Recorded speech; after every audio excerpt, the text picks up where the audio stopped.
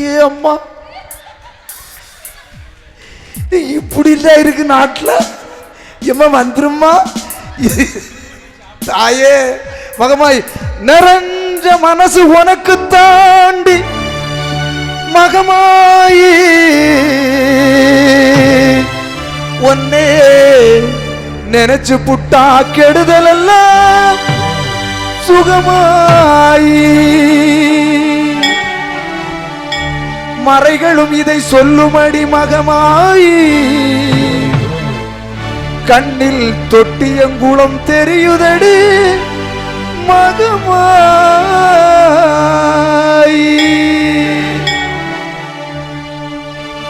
கடைசி பேச்சாளராக உங்களை எல்லாம் மகிழ்ச்சி கடலில் ஆழ்த்துவதற்காக மன அழுத்த நிரம்பிய கையோடு வந்திருக்கக்கூடிய இந்த வசந்தி, உன் பேர் என்னம்மா? லட்சுமி. எவன் பேர் வச்சா? லட்சுமி ராஜலட்சுமியா சந்தான லட்சுமியா? வெறும் லட்சுமி தான். வெறும் லட்சுமி தான்.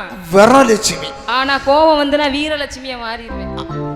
வெறும் லட்சுமி அவர்களை உங்கள் மத்தியிலே உரையாற்ற அழைக்கிறேன். இந்த ஊருக்கு வந்ததுக்கு அப்புறம் நான் தனலட்சுமியா மாறிக்க நடுவர் அவர்களே.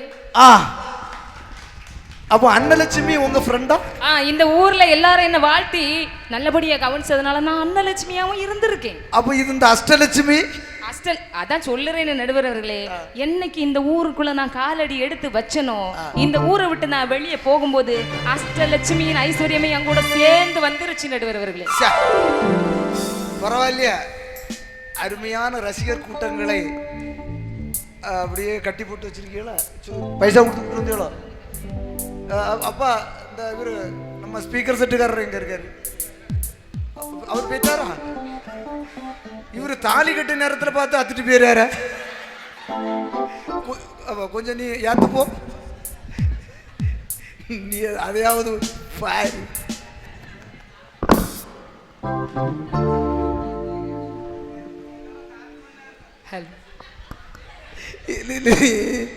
இனியும் உறக்க வருவாமா? நல்ல பேசுவாவ, கேட்டியா? வில்லு பாட்டுலாம் பாடுவாவ, பார்த்துருக்கியா நீ? ஹலோ ஹலோ, பார்த்த இல்லையோ? வேணா நீ இவங்களை சேர்ந்து பாடுறியா? பாட்டு பாடுவியா? வா வா, இவ பாடுறதுக்கு டான்ஸ் ஆடுவாளா? அப்ப நீங்க பாடுங்க, அவ டான்ஸ் ஆடுது. சரி. ஹலோ. ஆடெல்லாம் முடியுமா? சரி வாமா, வா வா, நம்ம அப்படியா நீங்க முடிங்க. வந்தாரை வாழ வைக்கும் தமிழகத்தில் முக்கடலும் முத்தமிடும் முத்தமிழும் சத்தமிடும் காசினியில் புகழ் படைத்த கன்னியாகுமரி மாவட்டத்தில் நாஞ்சில் நகரத்திலே நனி சிறந்த நாகர்கோவில் என்று சொல்லக்கூடிய பகுதியிலே பெற்றெடுத்த பிள்ளை போல் என்னை பேணி வளர்த்து ஆளாக்கி பெருமை கோர் அணிகலமாய் சிறந்து விளங்கும் இந்த பிள்ளையார் வரம் என்று சொல்லக்கூடிய புண்ணிய தலத்தில் 3 முகத்தோடு வீற்றிருக்கும் என் அன்னை முத்தாரம்மனுடைய திருப்பாதம் அடிபணிந்து நான் ஆனைமா முகத்தோனே அரனுடைய புத்திரனே, அரனுடைய புத்திரனே, பானை வைத்தோனே நாயகா, ஏ பார்வதிகள் இன்றெடுத்த பாலகா. கண்டிப்பா அடுத்த கட்ட வில்லு பாட்டு தொடங்குவேன். நான் வலம் பாடும்போது நீங்க குடம் கண்டிப்பா நமக்கு ஊர்ல அரங்கேற்றம் இங்கதான். நான் அதுக்கு பாடல, ஏன்னா அருமையா பாடுறாங்க இல்லையா? நீங்க பேசுனது பாடுறது மாதிரி இருக்கு. இனி போக போக தெரியும், போக போக தெரியும், இந்த பூவின் வாசம் புரியும். நடுவர் அவர்களே, வள்ளி ஒரு பக்கம் தேவயானை மற்றொரு பக்கம் கொண்டு வெற்றி வாகை சூடி வரும் வடிவேல் முருகனை போன்று எங்களணி கதிர்முகமாய் எதிரொனியோர் புதிர்முகமாய் நடுவிலே ஒரு நாரதரை போன்று இவரும் இங்கே வீட்டில் இந்த விவாத மேடையிலே. அதாவது என்ன கோழி அழகின்னு சொல்லா, நாரதனுக்கு வேலை இல்லது. இது நான் சொல்லிதான் தெரியணுமாக்கா? சரி. இந்த விவாத மேடையிலே சரிக்கு சமமாக என்னோடு வாதாட வந்திருக்கும் வாதைகளே, வாதையும் கூட்டிட்டு வந்து ஆமா அவங்க வாதிகள். ஆனா அந்த வாதிகளுக்கெல்லாம் தலைவர் ஒரு ஆள் உண்டு தெரியுமா? மன்னராஜாவாத மன்னன் கருங்காலி, அது இவரு தான். கொள்ளாம இல்லையா? அதுக்கு தான் அந்த பாட்டி சொல்லுது, அவளை பேச விடு, அவளை பேச விடு, நீ பாடுனதெல்லாம் இருக்கட்டு, நீ உங்க ஓடைக்குள்ள போய் பாடு, அவளை பேச விடு. சரி, நீங்க வருத்தப்படாதீங்க நடுவர் அவர்களே. ஊரை கெடுக்கும் ஊழல் போல இங்கு யார் கொடுக்கும் புகழுக்கும் மயங்காமல் நெற்றிக்கண் திறப்பினும் குற்றம் குற்றமே இந்த மறைவிற்கு சுட்டி காட்டிய நக்கீரர் பரம்பரையிலே வந்துதித்து யாரு? நீங்க தான். நடுநிலை தவறாமல் நீதி நெறி பிறழாமல் வள்ளல் கர்ணனாய் நல்லதொரு தீர்ப்பை வாரி வழங்க வந்திருக்கும் நடுவர் அவர்களே. இவ்வளவு இருந்தேளாடே, எவராவது ஒரு வார்த்தை சொல்லியாளாப்பா வாரி வழங்க தீர்ப்ப? ஏனைய ஆண்டோர்களே, சான்றோர்களே, என் போன்றோர்களே, உங்கள் அனைவருக்கும் சிரம் தாழ்த்தும் இச்சிறியவளின் கரம் கூப்பிய வணக்கத்தோடு சபாஷ். சொறையா சொறையாத பாட்டி புறத்திருந்து ஒரு சவுட்டு சவுட்டுங்க. திருமண வாழ்க்கை என்றென்று மன அழுத்தத்தையே தருகிறது என்ற கருத்தை எனக்கு தெரிந்த வகையில் உங்கள் மனதிலே பதிய வைக்க வந்திருக்கிறேன். உங்களுக்கு கல்யாணம் ஆயிட்டா? ஒரே ஒரு தடவை ஆயிருக்கு. ஏன்டா ஆயிருச்சுன்னு நான் நொந்துகிட்டு இருக்க நடுவர் அவர்களே. அப்படியா? என் கல்யாணத்துக்கு ஜாதகம் பார்த்தாரே, அந்த ஜோசியர் மட்டும் இப்ப கையில கிடைச்சாரு, கட்டிச்சு துப்பிடுவேன். அவனு ஒரு மஞ்ச பைய கொண்டுகிட்டு தெரியாம பாத்தியாளா? எனக்கு பார்த்தவனு மஞ்ச பைதான். ஒரு பாட்டு உண்டு கட்டியல நடுவர் அவர்களே. எவண்டி ஒன்ன பெத்தாம் பெத்தான் கையில கிடைச்சா செத்தான் செத்தான்னு. அந்த ஜோசியனை நான் தேடிக்கிட்டே இருக்கேன், கையில கிடைச்சான். கதை கந்தல்ல ஆகி போயிடும். கெட்ட வார்த்தையில போட்டாருங்க. நான் அப்படி எல்லாம் போட மாட்டேன் நடுவர் அவர்களே. நான் கெட்ட வார்த்தையில போட மாட்டேன், ஒரேடியா போட்டுருவேன். அதாவது நீங்கள் கெட்ட வார்த்தையை போட மாட்டீர்கள், பல பேர் கேட்ட வார்த்தையை போடுவீர்கள். கெட்ட வார்த்தை என்பது ஒரு விஷயமே கிடையாது, எல்லாம் கேட்ட வார்த்தைகள் தான். எதை நாம் கேட்கிறோமோ அதுதான் வெளியே வரும். சரி. நியூட்டனின் மூன்றாம் விதி. நியூட்டன். சரி, நீங்க ரொம்ப வருத்தப்படாதீங்க. என்ன நடுவர் அவர்களை சாப்பிட்டீங்களா? என்ன கொண்டு வர போறியா? இன்னைக்கு பொங்கல், நீங்க பொங்குனீங்களா? ஏகப்பட்ட பொங்கல். நான் வேணா கொஞ்சம் தரட்டா? சுதாமா, கொஞ்சம் பொங்கலை கொண்டு கொடுங்க. தின்னு போட்டு தீர்ப்பு நம்ம பக்கமா சொல்லட்டும். எனக்கு வீட்டுல இன்னைக்கு பொங்கல் கிடையாது தெரியுமா? நேற்று தான் பொங்குனீங்களோ? நாளைக்கு தான் பொங்குவாங்க. கேட்ட அவ சொல்ல 2 கால் மாட்டுக்கு பொங்கிட்டு நடக்க. ஓஹோ, சரி. அப்போ உங்களுக்கு மாட்டு பொங்கல் தான், வேற வாய்ப்பெல்லாம் இல்லை. போகும்போதே சொன்னா, மினுக்கிறியா என்ன, பவுடரை தட்டுறிய, மீசைக்கு பெயிண்ட் தடவுறியா, எங்க எங்க போறதுக்கு பாப்பா? அது பிள்ளையார் புறத்துலவே ஒன்னையும் கூடாவ பத்தியா? நடுவர் அவர்களே, நான் இந்த பட்டிமன்றத்துக்கு இன்னைக்கு தான் வந்திருக்கேன். இதுக்கு முன்னால இந்த ஊர்ல இருக்கும்போது நான் ஸ்கூல்ல டீச்சர் வேலை பார்த்தேன். அதனால இந்த பட்டிமன்றத்திலே உங்களுக்கு நான் பாடம் நடத்தலாம் என்று ஆசைப்படுகின்றேன். நீங்க சம்மதிக்கிறீங்களா? நானே பல பேருக்கு பாடம் நடத்திக்கிட்டு இருக்கேன், ஆனா உங்களுக்கே பாடம் நடத்துவேன் நான். சரி, என்ன நடத்த போறியா சொல்லுங்க. திருமணம் என்பது கூட்டலம்மா, பிள்ளை பெறுவது என்பது பெருக்கலம்மா, வகையாய் வாழ்வது என்பதே வகுத்தலம்மா, மாறாய் பிரிவது என்பது கழித்தலம்மா, மன வாழ்க்கை என்பது ஒரு கணக்கம்மா, அதை சொல்ல வந்தேன் இன்று உனக்கும்மா, கல்யாணம் ஆயிரங்காலத்து பயிரம்மா, கட்டுனவை பொண்ணுக்கென்றும் உயிரம்மா, கல்யாணம் ஆயிரங்காலத்து பயிரம்மா, கட்டுனவை பொண்ணுக்கென்றும் உயிரம்மா, அத புரிஞ்சாதான் பொண்ணு, அத சொல்லுவதே நம்ம மண்ணு, அத புரிஞ்சாதான் பொண்ணு, அத சொல்லுவதே நம்ம மண்ணு, கல்யாணம் ஆயிரங்காலத்து பயிரம்மா, கட்டுனவை பொண்ணுக்கென்றும் உயிரம்மா. இந்த கல்யாணமே ஒரு கணக்குல தான் ஆரம்பிச்சு கணக்கோ இல்லாம முடிஞ்சிருது நடுவர் அவர்கள். அதனால பேசிட்டு போயிருக்கா இல்லையா? பல்ல காட்டுறியா? இப்ப நான் அதை தான் ஆரம்பிக்க போறேன். அப்படியா? இந்த மேடையில என்னுடைய கருத்தை நான் சொல்வதற்கு முன்னால எதிரணியில இருந்து வந்து கொழுந்தனாருக்கும் கொழுந்தியாளுக்கும் ஆசைப்பட்டு குடும்பத்துல கும்மி அடிச்சுட்டு போச்சதுல 2 குரங்குங்க. அதுக்கு ஒரு போடு போடலாம்னு நினைக்கிறேன். நீங்க என்ன நினைக்கிறீங்க? அப்ப எல்லாரும் ரெடியா இருக்கிய போட்டுருவோமா? முதல்ல அவருக்கு போட்டுருவோம். போயாவோ மூஞ்சில என் கைய வைக்க, ஓ நெஞ்சுக்குள்ள மஞ்சா பத்துல நெய்ய வைக்க, போயாவோ மூஞ்சில என் கைய வைக்க, நான் கிஸ்பட்டு ராணி கிட்ட வந்தா கொட்டிடு தேனி, பிஸ்கட்டு மேனி எட்ட நின்னு பார்த்துட்டு போனி, போயாவோ மூஞ்சில என் கைய வைக்க. அவரை மட்டும் பாடிக்கிட்டு அவளுக்கு சும்மா விடக்கூடாது இல்லையா?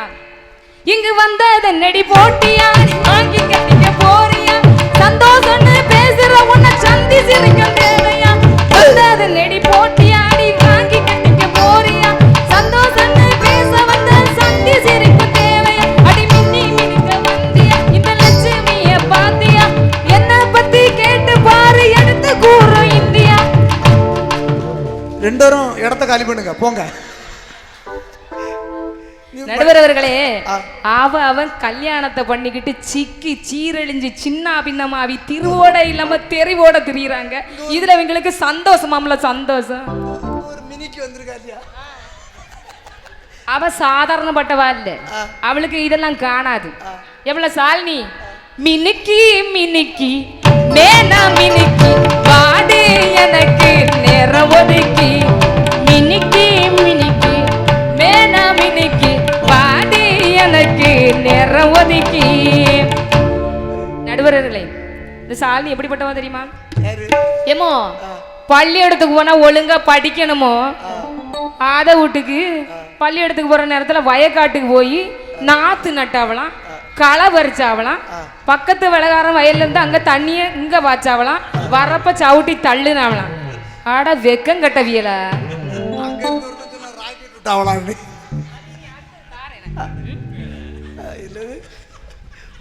வரப்ப சவுட்டி தள்ளிட்டு இங்க இருந்து கள்ள வெள்ளம் பாய்க்க போயிருக்கவ, அது கூட சொந்தமா தண்ணி வராத காட வெக்கம் கட்டவியலா.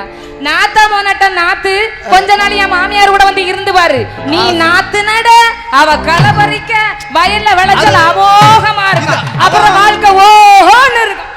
அவ நாத்து நடும்போது பாடுவாளாம், ஆசையில பாத்தி கட்டி நாத்து ஒண்ணு நட்டு பூவாயி. இதுல பாட்டு வேற கேக்குது பத்தியா, ஆசையில பாத்தி கட்டி நாத்து ஒண்ணு நட்டு வச்சாவலாம். இதுக்கு இவர் எதிர்பாட்டு வேற பாடுவார். எப்படி பாடுவிய? ஏற்பிடிக்க கைகள் இடை பிடிக்க, நீர் வயல் போல் நெஞ்சு நெகிழ்ந்திருக்க, ஏற்பிடிக்க கைகள் இடை பிடிக்க, நீர் வயல் போல் நெஞ்சு நெகிழ்ந்திருக்க, கண்ணான நெல்மணிகள் கண்ணே உன் கண்மணிகள். எப்படி எப்படி எப்படி ஏர் பிடிக்க கைகள் எடை பிடிக்க இல்லையா? நீங்களும் கொஞ்சம் கொண்டுகிட்டு வந்துருக்கீங்க. கண்ணீரிலே செவ்வாழை போ தாவிச்சிருக்காதோ, தாவிச்சிருக்காதோ, கல்யாண வளையோசை கொண்டு. அழகு அழகு. நடுவரவர்களே, பொங்கலை தின்னமா போத்திக்கிட்டு படுத்தமான்னு இல்லாம கொஞ்சம் கூட கூச்சமே இல்லாம கல்யாண வழக்க சந்தோஷம் பண்ணி பேச வந்திருக்கீங்களா? ஆமா, அவங்களுக்கு சந்தோஷம். ஆமா ஆமா. உங்களுக்கு எப்படி இருக்குங்கிறத சொல்லுங்க. நடுவரவர்களே, நான் பள்ளிக்கூடத்துல இருந்தே ஆரம்பிக்கேன். ஏன்னா அவளுக்கு நிறைய பேச வேண்டியிருக்கு. யாருக்கு? அந்த பிள்ளைக்கு. நீ வந்த நேரத்துல நிறையங்க ஒன்னையும் பேச மாட்டாங்க. டைம் இருக்கான்னு தான் பாப்போம். நடுவரவர்களே, பள்ளிக்கூடத்துக்கு போனாவலாம், அங்க சும்மா இருக்காம லவ் பண்ணாவலாம். லவ் யாரு? அவங்க தான். அவங்க இவிய பள்ளிக்கூடத்துக்கு போனாவலாம், அவிய காலேஜுக்கு போனாவலாம், அங்க இருந்து இவிய ராக்கெட் விட்டாவலாம். நான் என்ன சொல்ல தெரியுமா? என்ன? பள்ளிக்கூடத்துல காலேஜ்ல வாரது சகஜம். ஆமா சகஜம். ஒருத்தனுக்கு அரை கிளாஸ்ல வந்திருக்கு பத்தியாளா, இவனை எங்க கொண்டுட்டு போவான்? அவன் காதல்லாம் ஒரு காதலே கிடையாது. நடுவர் அவர்களே, அவன் அரை கிளாஸ்ல நிலாவை பார்த்திருக்கான், அதோட விட்டானா?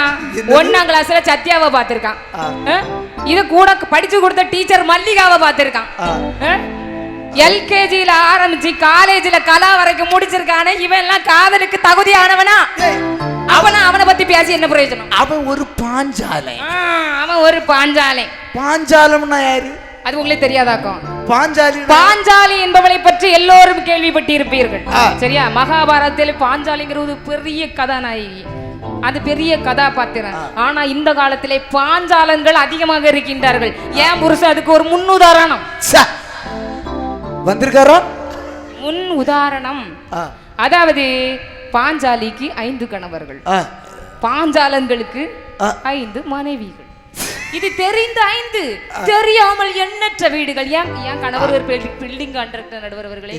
பில்டிங் கான்ட்ராக்டர், பெயிண்டிங் கிடையாது, பில்டிங் கான்ட்ராக்டர். அதாவது கொத்தனார் இப்படி கொத்தி வேலை செய்வாங்க இல்லையா, அந்த கொத்தனார். அவனுக்கு ஏமா கொத்தனார்? அவருக்கு பெரிய வீடு, நான் சின்ன வீடு நிறைய இருக்கு. இல்ல அவர் வீடு கட்டுவாருன்னு தெரியும், இப்படி சின்ன வீடெல்லாம் கட்டுவாருன்னு தெரிஞ்ச நான் அந்த கல்யாணத்தை பண்ணிருக்க மாட்டேன் இல்லையா. பெரிய வீடா கட்டலையோ? இல்ல நடுவர்களே, பெரிய வீடு ஒண்ணு கட்டி இருக்காரு, அதுல அடிக்கடி வாடகை விட்டுருவாரு. அப்படியா? சின்ன வீடு பெர்மனண்டா செட்டப் பண்ணிட்டாரு நடுவர்களே. சரி, அப்படி. ஆமா. அப்புறம் இன்னொரு கதை. அந்த அவங்களுக்கு பள்ளிக்கூடத்துக்கு போற நேரத்துல பார்வதிபுரத்துக்கு அந்த பக்கமா ஒரு ஆலம்பாறை பக்கமா ஒரு வயக்காடு இருந்துச்சு. சரியா? அங்க பேவிய நாத்து நட்டாவலாம். நாத்து நடும்போது பள்ளிக்கூடத்துக்கு புக்கு கொண்டு போற பைக்குள்ள நாத்து கட்ட தூக்கிட்டு போயிருக்காங்க. இது சரியா இருக்குமா நடுவர் அவர்களே? இவன் பள்ளிக்கூடத்துக்கு போறவடைய வயசுல படிக்கணுமோ, அதை விட்டு வாரவும் போறவனுக்கெல்லாம் ராக்கெட் விட்டா கடைசியில வயக்காட்டுல போய் நாத்து தான் நடனம். பின்ன வயநாட்டுக்கு மந்திரியாவா போக முடியும்? இப்போ நான் என்ன கேட்கணும்னா, என்ன கேக்குறியா? உங்களுக்கு இந்த மன வாழ்க்கையில எது எல்லாம் அழுத்தம் தந்தது? நடுவர்களே, ஆணுக்கு பெண்ணாலும் பெண்ணுக்கு ஆணாலும் அழுத்தமே அதிகமாக இருக்கிறது. ஆணித்தரமாக இப்ப உங்களுக்கு என்ன சொல்லி தரேன். ஒரு ஆண் என்பவன் ஆணாக இருக்கும் வரை ஆனந்தம், பெண் என்பவள் பெண்ணாக இருக்கும் வரை பேரானந்தம் என்று ஆண் பெண் என்ற உறவை மறந்து கணவன் மனைவி என்ற பந்தத்திற்குள் நுழைகின்றார்களோ அங்கு ஆனந்தம் அழிந்து அழுத்தம் அதிகமாகிறது நடுவர்களே. கண்ணில் மண் விழுந்தாலும் கண்ணில் பெண் விழுந்தாலும் வருவதென்னவோ கண்ணீர் என்றான் பாருங்கள். கண்கள் தீட்டும் காதல் என்பது அது கண்ணில் நீரை வரவழைப்பது. பெண்கள் காட்டும் அன்பு என்பது நம்மை பித்தராக்கி அலைய வைப்பது. எழுதுங்கள் லட்சுமியின் கல்லறையில் அவள் இறக்கவில்லாதவள் என்று பாடுங்கள் இந்த பன்ருட்டியின் கல்லறையில்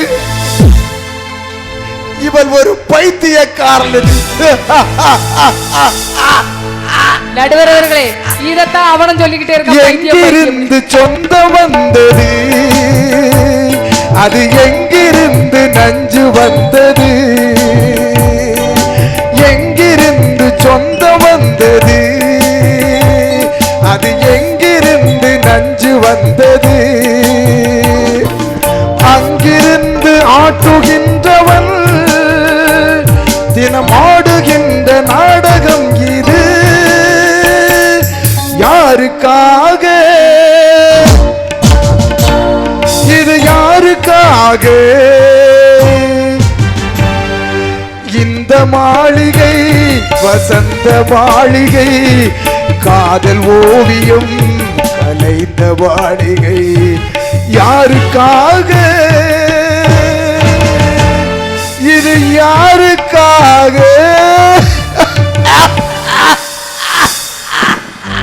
தீர்ப்பு சொல்றதுக்கு முன்னே நடுவர்க்கே மன அழுத்தம் வந்துட்டு அப்ப தீர்ப்பு நம்ம பக்கம் தான். நானும் கொஞ்சம் ஓவரா தான் போயிட்டேனோ. நீங்க வருத்தப்படாதீங்க நடுவர்களே. இல்ல பேண்டே நீ எவன் துவச்சு தருவான்? இருந்த டீ தண்ணிய கவுத்தாச்சா? இதுக்கு தான் ரொம்ப ஓவரா நடிச்சப்படாதுங்க. உனக்காவது பரவாயில்லை, எனக்கு முக்கியமான பாட்டெல்லாம் கரை வந்துட்டு. சரி, போனால் போகட்டும் நடுவர்களே. போனால் போகட்டும் போடா, போனால் போகட்டும் போடா. இந்த கல்யாணம் என்பது ஆரம்பிக்கும் போதுதான் கஷ்டம்னா என்னன்னே தெரிய வருது நமக்கு. இந்த கல்யாணம் ஆரம்பம் எப்படி தெரியுமா? என்ன கஷ்டம்? முதல்ல ஆரம்பிச்சிருவோம், பட்டு நகை நட்டு அதெல்லாத்தையும் விட்டுருவோம். கல்யாணம் பாக்குறதுக்கு முன்னாடி ஜாதகம் ஒண்ணு பாப்பாங்க தெரியுமா? 10 பொருத்தம் பாப்பாங்க நடுவர்களே. தின பொருத்தம், கண பொருத்தம், மகேந்திர பொருத்தம், ஸ்ரீதீர்க்கம், வசிய பொருத்தம், ராசி பொருத்தம், ராசி அதிபதி பொருத்தம், யோனி பொருத்தம், ரஜு பொருத்தம், வேதை பொருத்தம், இப்படி 10 பொருத்தங்கள் பார்த்து 9 கோள்கள் உணர்ந்து 8 திசைகள் அறிய 7 ஜென்மங்களும் இணைந்து வாழ வேண்டும் என்று 6 சுவை உணவளித்து 5 புலன்களும் ஆசை கொள்ள 4 வேறறிய 3 முடிச்சு போட்டு 2 மனங்கள் ஒன்றாக இணைவதுதான் திருமண பந்தம். இப்படி பார்த்து பார்த்து செய்கின்ற இந்த திருமணம் பாதியில் முடிந்து பரிதவிக்கும் உள்ளங்கள் எத்தனை எத்தனை நடுவரவர்களை. போனால் போகட்டும் போடா என்று உங்களை மாதிரி புலம்பி புலம்பி பைத்தியமானவர்கள் பாதி. வீணாக போனதே நம் வாழ்க்கை என்று வேதனையால் வைத்தியம் காண்பவர்கள் மீது. இந்த விஷயத்துல நீங்க திருமண வாழ்க்கை சந்தோஷம்னு பேச வந்தது மட்டும் என்ன நீதி நடுவரவர்களே? என்ன நீதி இருக்குன்னு கேட்க எனக்கு என்ன மறந்து போச்சு. இல்ல நீ என்ன சொன்ன எனக்கு ஒரே குழப்பமா இருக்கு. குழப்பம் இனி சீக்கிரம் தெளிஞ்சிடும். அதாவது திருமணம் இல்ல நீ சொன்னதே திரும்ப திரும்ப சொல்லிட்டு இருக்கிறியோ? திருமணம் இருக்கு இல்லையா, அது வேற ஒண்ணும் கிடையாது. திருமணம் என்பது செழிப்பான இடத்திலே வளர்ந்து சிரிக்கின்ற ஒரு பூச்செடி அப்படி வேரோட பிடுங்கி வெயில் சுட்டரிக்கின்ற பாலைவனத்திலே நட்டு வைத்து அது வேகுமா சாகுமா அல்லது விறகுக்கேனும் ஆகுமா என்று பார்க்கின்ற ஒரு வினோதமான விளையாட்டு நடுவரவர்களே. கொஞ்சம் பாரம்மா அந்த சின்ன பிள்ளைய. அது கொஞ்ச நேரமா அங்கங்க நடந்து நடந்து பார்த்து இப்ப 2 கையும் தூக்கி போட்டாச்சு. சாதாரணமான விளையாட்டு கிடையாது. எப்படி தெரியுமா? விதியின் விளையாட்டோ கால கொடுமையின் கவி பாட்டோ, விதியின் விளையாட்டோ. நடுவரவர்களே, இப்படி எல்லார் வாழ்க்கையிலும் விளையாடுற விதி என் வாழ்க்கையை மட்டும் விட்டு வைக்கும் நினைக்கிறீங்களா? எல்லார் வாழ்க்கையிலும் விதியானது வீதியில் இருந்து விளையாடிச்சுன்னா என் வாழ்க்கையில் மட்டும் கொஞ்சம் அக்கறை எடுத்து, ஏன்னா இந்த ஊர் மக்கள் என் மேல எவ்வளவு அக்கறையா இருக்காங்களோ அதே மாதிரி விதிக்கும் என் மேல அக்கறை இருக்கும் இல்லையா? கொஞ்சம் அக்கறை எடுத்து வீட்டு வாசல் வரைக்கும் வந்து அப்படி புள்ளி வச்சு கோலம் போட்டு அதுல ஒரு பூசணி பூவையும் சொருகி வச்சுக்கிட்டு போகுது நடுவரவர்களே. வாசலிலே காலடி ஓசை கேட்டிருப்பே, வந்தவுடன் உன் ஆசை முகத்தை பார்த்திருப்பே. அப்படி பார்த்தனால வந்த பிரச்சனை, அதைத்தானே இங்க பேசிக்கிட்டு இருக்கேன். பார்க்காமலே இருந்திருந்தா எங்கேயோ இருந்திருப்பேன். நான் வாசல்ல கோலம் போடுங்க, அங்க 2 பேருந்து வாய பழக்காம அது என்ன நினைச்சிட்டாங்கன்னா முடிங்க சீக்கிரம் முடிச்சிடும் நடுவரவர்களே. அதாவது நான் அப்படித்தான் நினைச்சேன், போக போக சரியாயிரம் மணி. சரி, வீதியில என்ன வீதி என்ன பண்ணுச்சு தெரியுமா? கொஞ்சம் அட்வான்ஸ் ஆகணும். 2 பிள்ளை பிறந்து பத்தியலா, பிள்ளை பிறந்த கையோட அந்த வீதி அப்படியே மெல்ல வீட்டுக்கு உள்ளார வந்து பாய போட்டு மல்லாக்க படுத்துருச்சு நடுவரவர்களே. போவே மாட்டேன்னு அங்கேயே உட்கார்ந்துருச்சு. இந்த கல்யாணங்கிறது அவங்க சொன்ன மாதிரி சந்தோஷமா இருக்கும். எங்க தெரியுமா? 2 இடத்துல தான். உடனே சத்தியாக்காங்கிறது பார்க்கவும் மாப்பிள்ளை வீட்லயும் பொண்ணு வீட்லயும் தானே டீ. சத்தியமா அது இல்ல. ஒண்ணு பிள்ளையார் குடியிருப்பு, ஒண்ணு பூவம் குடியிருப்பா. அப்படி இல்ல நடுவரவர்களே, கலர் கலரா ரீல் ஓட்டுறாவளே திரைப்படம். ஆமா, அங்க நல்லா இருக்கும், ரொம்ப சந்தோஷமா இருக்கும். இன்னொன்னு, காலையில தூங்கி முழிச்ச உடனே காத்தோட கலைஞ்சு போகுமே ஒரு கனவு, அந்த கனவுல ரொம்ப சந்தோஷமா இருக்கு நடுவரவர்களே. கனவுனா சாதாரணப்பட்ட கனவு கிடையாது. அப்ப நிஜ வாழ்க்கையில நிம்மதியா இருக்காதுன்றேன். நீங்க நிம்மதி இழக்கிறதுக்கு என்ன காரணம் நடுவரவர்களே? இந்த கனவுல ஆசைன்னு சொன்னா தெரியுமா? அது ஆசைனா ஆசை சாதாரணப்பட்ட ஆசை கிடையாது. நானும் தான் ஆசைப்பட்டேன். ஆத்தோரம் தோப்புக்குள்ள அத்தான சந்திக்கத்தான் ஆசை வச்சே, ஆளான செய்தி சொல்லி அடையாளம் காட்டத்தானே ஆசை வச்சே, கனகாம்பரம் எடுத்து கையால நீ தொடுத்து பின்னால வச்சி விட ஆசை வச்சே.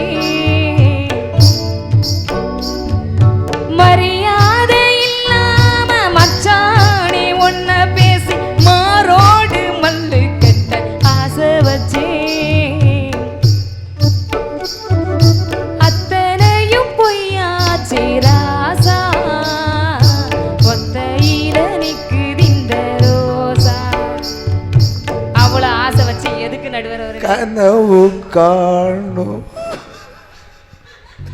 நடுவர நிறைய கனவு கண்டிருப்பார் போல இருக்கு. கனவு காணாது. கனவு காணும் வாழ்க்கையாவும் கலைந்து போகும் மேகங்கள்.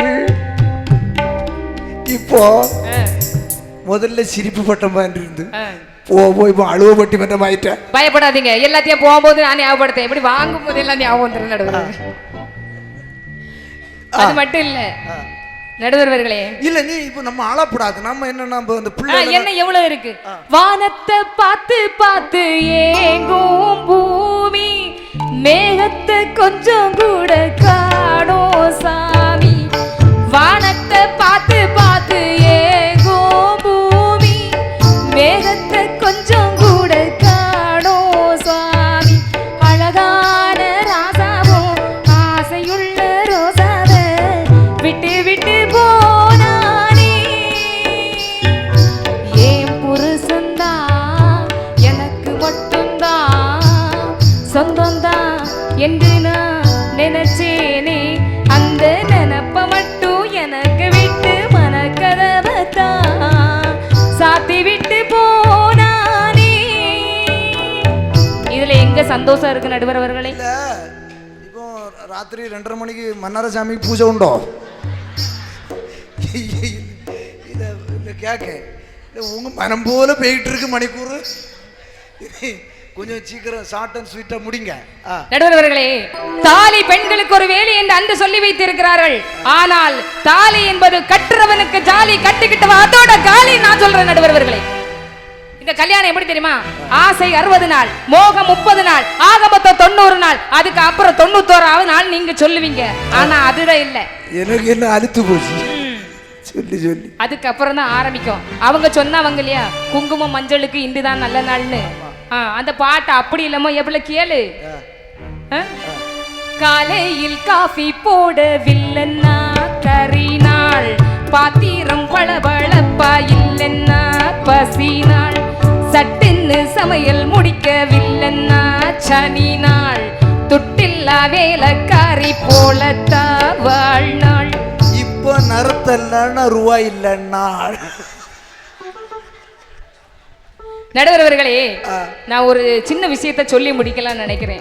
அதாவது என்ன இப்போ இதுவரைக்கும் விஷயம் சொன்ன மாதிரி இல்லையே. சொன்ன மாதிரி தெரியல, நான் சொல்லுவேன் பாரு.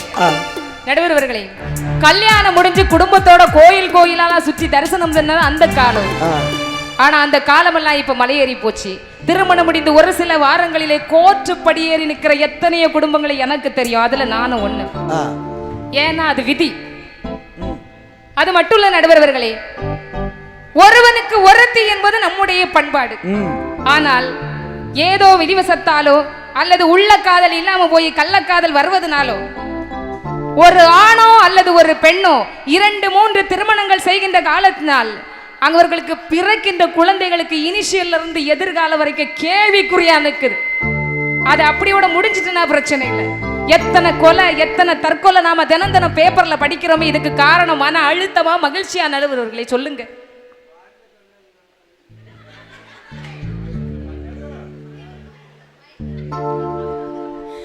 இப்படிதான் நம்ம மலரக்கா முந்தா நாள் மூலையில உட்காந்து அழுதுட்டு இருந்தா காணலையா? ஆனா இருக்கான் புரியல.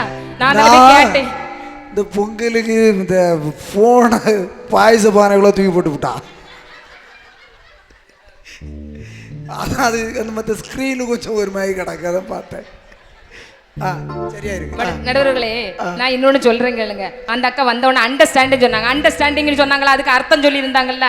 நான் உங்களுக்கு அர்த்தம் சொல்லி தரேன். அண்டர்ஸ்டாண்டிங்னா அண்டர்ஸ்டாண்டிங் எப்படி இருக்குது? நம்ம கல்யாணத்துக்கு பிறகு பைக் ஸ்டாண்டை இப்படி தட்டி, ஆட்டோ ஸ்டாண்ட்ல போய் முட்டி, பஸ் ஸ்டாண்டை எட்டி வாங்குவான் ஒரு புட்டி. அதை போட்டு முடிக்கிறதுக்குள்ள பாட்டுலயே எல்லாம் வெளியே வந்துடும். உடனே நடுவர் யோசிப்பார், வாந்தியான்னு. கண்டிப்பா வாந்தி இல்ல. அவன் அத்தனை காலமும் வாழ்க்கையில பட்ட வலி வேதனை எல்லாம் கண்ணீர் விட்டு ஒரு ஆண்மகன் கதற முடியவில்லை என்று தண்ணீரிலே தீர்ப்பான் நடுவர் அவர்கள். எப்படி தெரியுமா? குடிகாரம்பத்த மகளே, உன்னை ஒரு வாட்டி பார்த்தாலே இருட்டாகும் பகலே, கோவத்தை வச்ச கிளியே, உன்னை நினைச்சாலும் மறந்தாலும் நந்தாது உயிரே, காட்டுறியா உன் கரங்க சேட்டையே, பாக்குறியா நான் கட்டின கோட்டையே, கடவுள்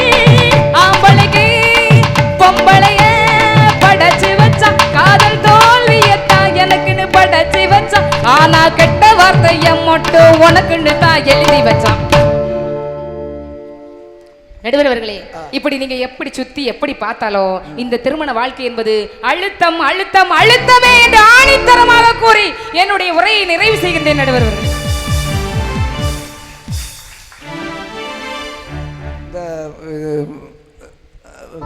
முடிச்சு விடுமா? சரி, அப்போ காமராஜர் பாட்டை பாடி முடிச்சிருவோம். அம்மை சரி.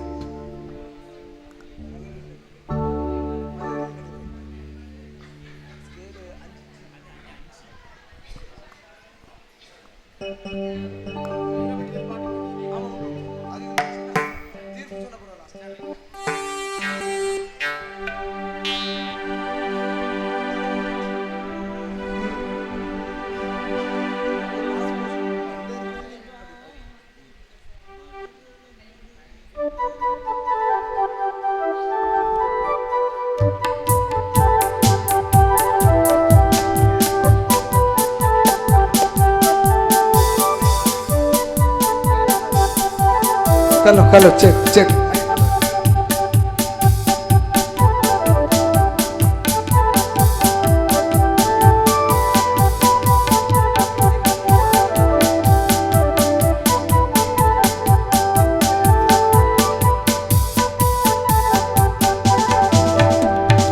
மலர்களின் நடுவினில் ஒரு ரோஜா, மக்களின் மத்தியிலே காமராஜா.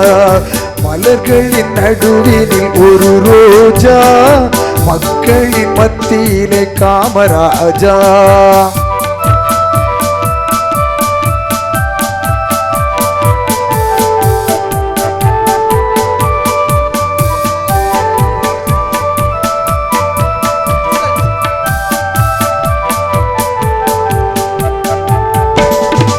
எத்தனையோ தலைவருண்டு இந்நாட்டில், எத்தனையோ தலைவருண்டு இந்நாட்டில், எவ்வளவோ பொருள் உண்டு அவர் வீட்டில். இத்தனையும் தேடாது எதையும் நாடாது, இத்தனையும் தேடாது எதையும் நாடாது, அத்தனையும் பெற்றவர் தான் காமராஜா, எங்கள் காமராஜா. மலர்களின் நடுவினில் ஒரு ரோஜா, மக்களின் மத்தியிலே காமராஜா.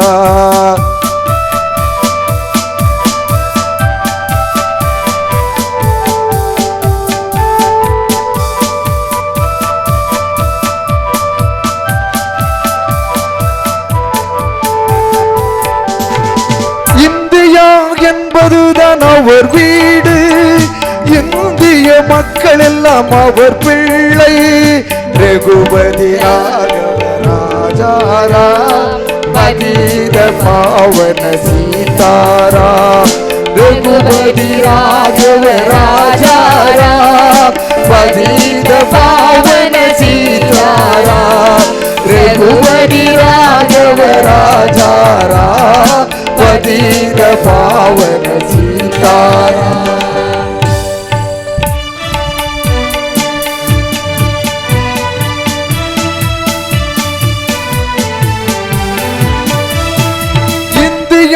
என்பதுதான் அவர் வீடு, இந்திய மக்கள் எல்லாம் அவர் பிள்ளை. கண்ணும் கருத்துடனே காக்கும் மனத்துடன், கண்ணும் கருத்துடனே காக்கும் மனத்துடன் எண்ணும் தலைவர் எங்கள் காமராஜா, எங்கள் காமராஜா.